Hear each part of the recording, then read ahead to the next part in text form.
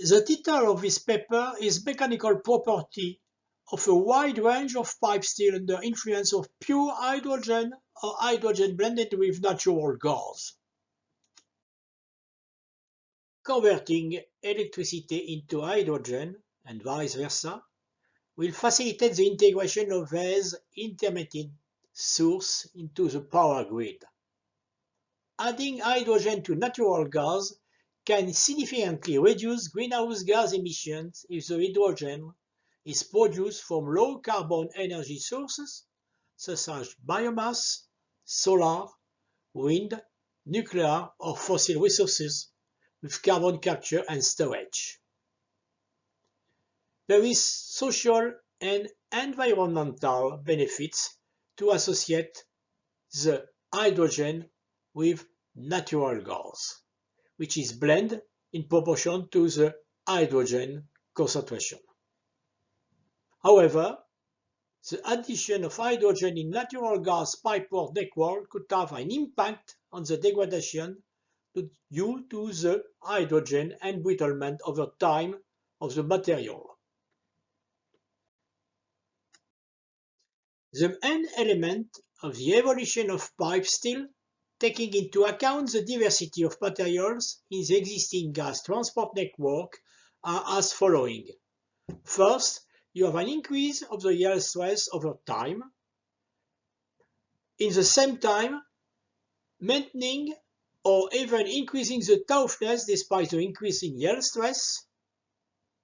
A reasonable reduction in the elongation at failure, the use of microalloy steels, and the decrease in carbon content.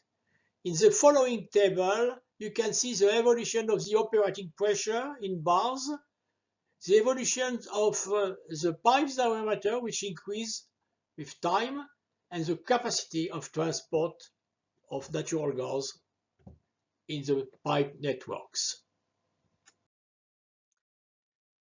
This picture sees the evolution of the yield stress of pipe steel over time.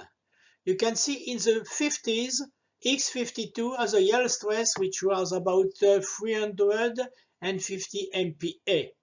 And now it is prospected to use X120, which has a yield stress which is more than 800 MPa. In the same times, the fracture toughness has also decreased, but not in the same proportion with the yield stress increasing. This table shows the evolution of the yield stress and simultaneously the fracture toughness as critical stress intensity factor or critical crack opening displacement. You can see when you increase the yield stress, you can notice that the fracture toughness in terms of K1C or in terms of critical crack opening displacement has little decreasing, but not in the same proportions that the yield stress. So the high strength pipe steel like X120 are relatively more sensitive to hydrogen embrittlement.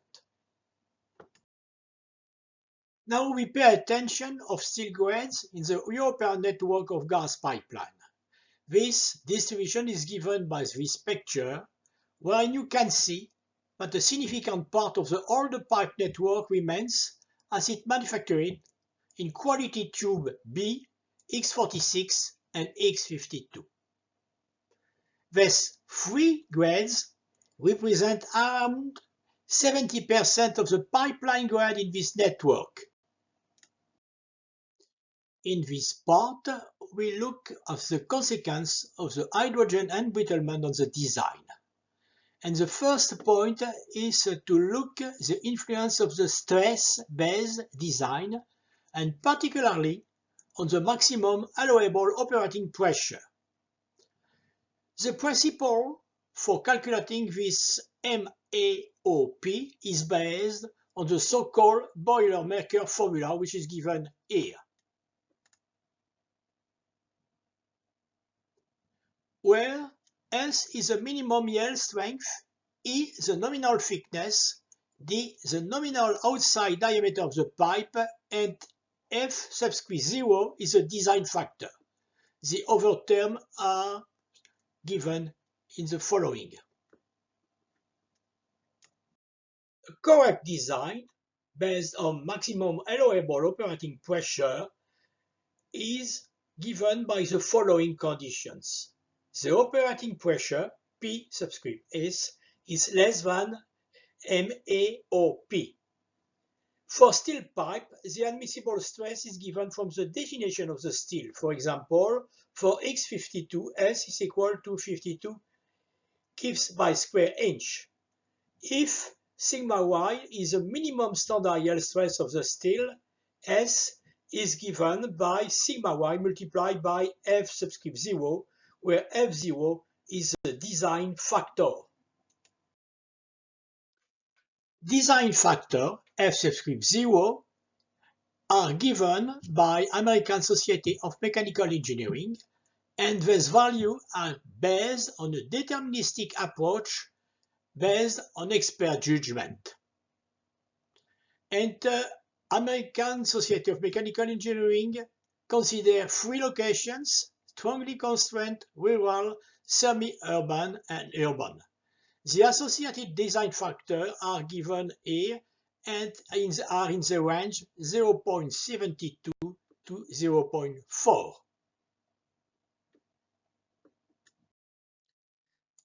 Probabilistic design factors are based on risk equations. Nutrients of safety is based on unadmissible probability of risk as a compromise between safety and economy.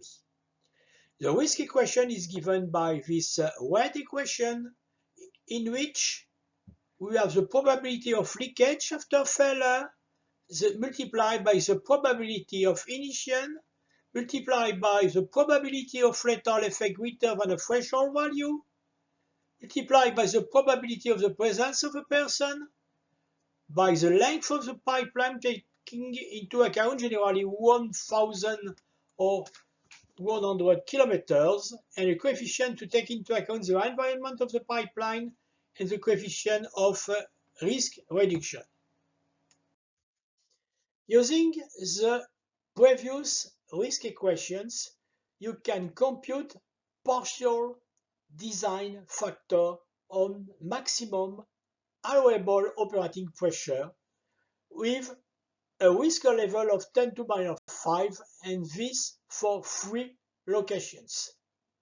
You can see that the design factor is for the M, maximum allowable operating pressure is in the range 0.73 to 0.67. And here I plot the safety factor, which is the inverse of the design factor. Using these risk equations, you can make a comparison between probabilistic and deterministic value of the design factor. The comparison is made with the deterministic value given by American Society of Mechanical Engineering codes. In this table, and for 3 locations, rural, peri-urban, and urban, we can see that the deterministic values are more conservative. Now, we pay attention to the value of the maximum allowable operating pressure in the case of vintage pipe steel. We have seen previously that the European pipe networks include some very older parts with low-strength vintage steel, which has a higher coefficient of variations. In this picture, we consider that vintage steel has a coefficient of variation greater than 10%. You can see in this picture that the maximal allowable operating pressure decreases with the coefficient of variations, and it depends on the locations. It is less for urban location, but for country. You can see that for very high coefficient of variation of 15%, the maximum admissible operating pressure is about 5 MPa, and in the most part of the network it is about 7 MPa. You can see, therefore, the use of a uniform design factor for each part of the network is problematic. Now we look what is the influence of hydrogen on the design factor. We have in the literature a lot of results about the pipe steel and the influence of hydrogen embrittlement on the yield stress of a steel. However, the hydrogen concentration is not known. You can see on this picture that there is practically no effect of hydrogen embrittlement on the yield stress and the ultimate strength, regardless to the yield stress. Another aspect is also not only to look to the mean value, but also the standard deviations. You can see that there is practically no difference on the yield stress and the coefficient of variations with the hydrogen embrittlement. Design factors are used for stress-based design. Now we pay attention to the strain-based design. The fundamental equations of stress-based design relate the comparison of the applied strain or strain demand with the permissible strain or strain capacity.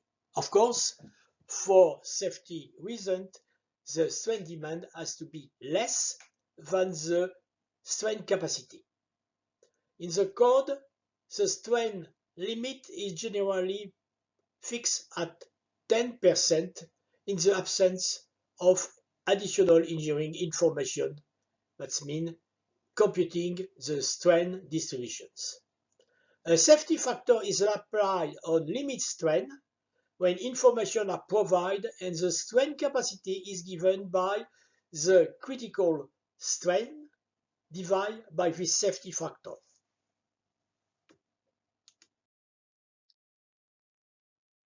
The strain-based design has to take into account the fact that generally the loading mode in pipe, which are submitted to landslide or seismic loading, is relatively complex and is a mixture of shear and normal strain. To take this into account, the failure or critical strain is given by the representation of the Verbicki and Xu model. In this model, the failure strain is given by the product of the reference failure strain by a function of the hydrostatic pressure, which is called sigma subscript m, and a function of the loading angle, which is given by theta subscript L. The hydrostatic pressure dependence is generally given by logarithmic or power functions, and the dependence with the loading angle is given by these functions, which is also a power function of the loading angle. Now we look at the influence of hydrogen embrittlement on elongation at failure. On the left-hand side picture, you have two graphs of the tensile stress versus the longitudinal deformations, one for test made in air without hydrogen embrittlement, the blue curve, and the second, the orange, after hydrogen embrittlement. You can see that there is no difference between the yield stress and the ultimate strength, which was seen on the previous graph, but there is a strong reduction of elongation at failure after hydrogen embrittlement. On the right-hand side picture, we have plotted the ratio of failure elongation in air and after hydrogen embrittlement. And you can see that there is a strong and linear decrease of the ratio in the range 100% to 50% for the high strength steel like X100. So, hydrogen embrittlement affects strongly the elongation and failure and have severe consequences on the strain-based design. The use of pipe steel for transport of hydrogen need to take into account the hydrogen embrittlement and the risk of brittle fracture. A design based on fracture mechanics guarantees that the applied stress intensity factor is less than the admissible fracture toughness, which has a conventional value of 100 MPa². This criterion means also that the operating pressure T subscript S is greater than the reference temperature Ty, with the following equations where, for safety reasons, we use uncertainty on the reference temperature. Two kinds of reference temperature are used, the NDT temperature or the T0, the corresponding temperature on the material master curve with the value of 100 mm plus a margin of 19.4 degrees C. A particular problem of hydrogen embrittlement is the existence of a critical hydrogen concentration. If you look on the left-hand side picture, you have the load displacement curve. We defined the fracture point detected by acoustic emissions by this red point, and the area of the load displacement curve until fracture point is precisely the fracture energy U subscript I. If you plot on the right-hand side picture the work done for fracture initiation U subscript I versus the hydrogen concentration measured by electrochemical method, you can see that there is a sudden transition for a given hydrogen concentrations. Below these transitions, the pipe steel is ductile, and above these concentrations is brittle. So we can define easily on this curve the critical hydrogen concentration. It is given for the X52 pipe steel. It is necessary to take into account the hydrogen embrittlement of the maintenance of pipe networks, and you have particularly to define if a defect which is detected on this pipe by non-destructive testing is admissible or not. An admissible defect is defined by a safety factor generally more than 2. To get this value, we use generally the failure assessment diagram. The failure assessment diagram is two-dimensional representations of the fracture mechanics criterion. We plot the non-dimensional crack driving force versus the non-dimensional load, and we have a failure curve.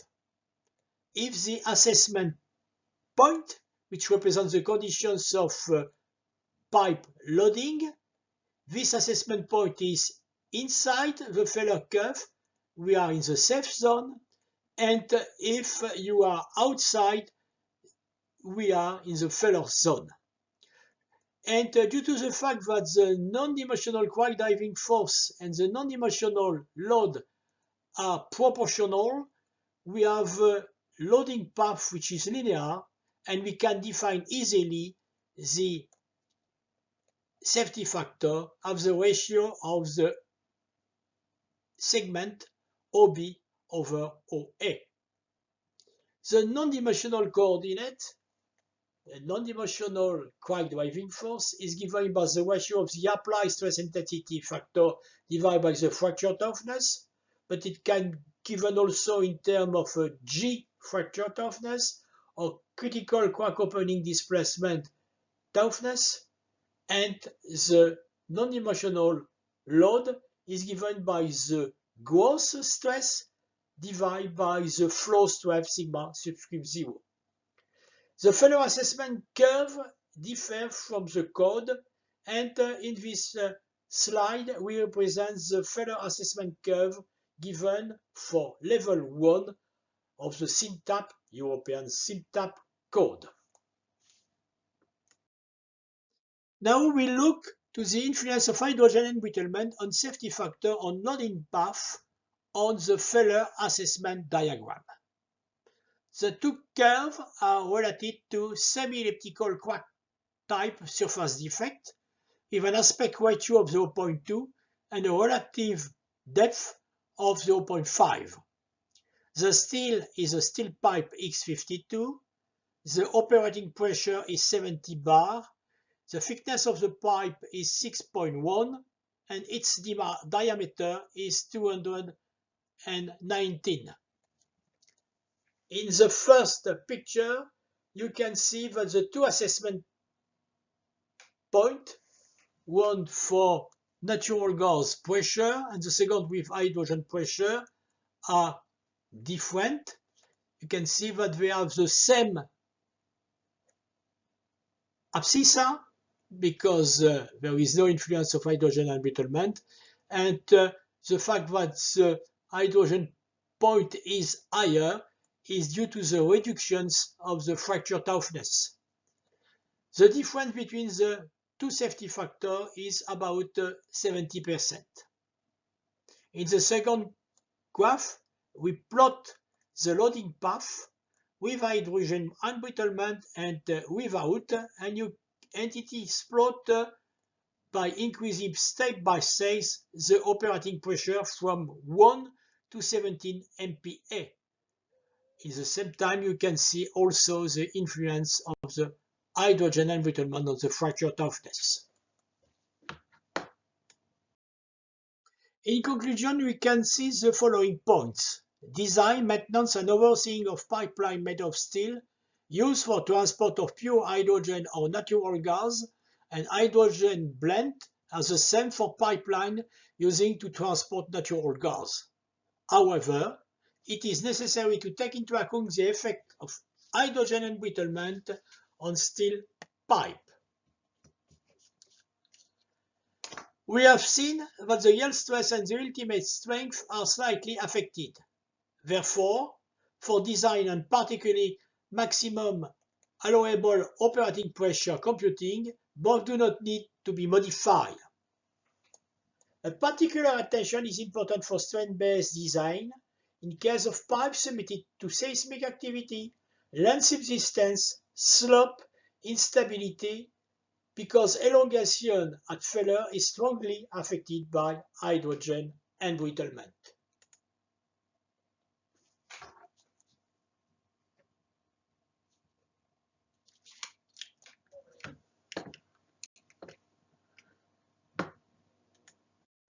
If you continue the conclusion, the pipe defect assessment needs specific tools for each type of defect, crack, gouge, corrosion crater or dent, and particularly failure assessment diagram.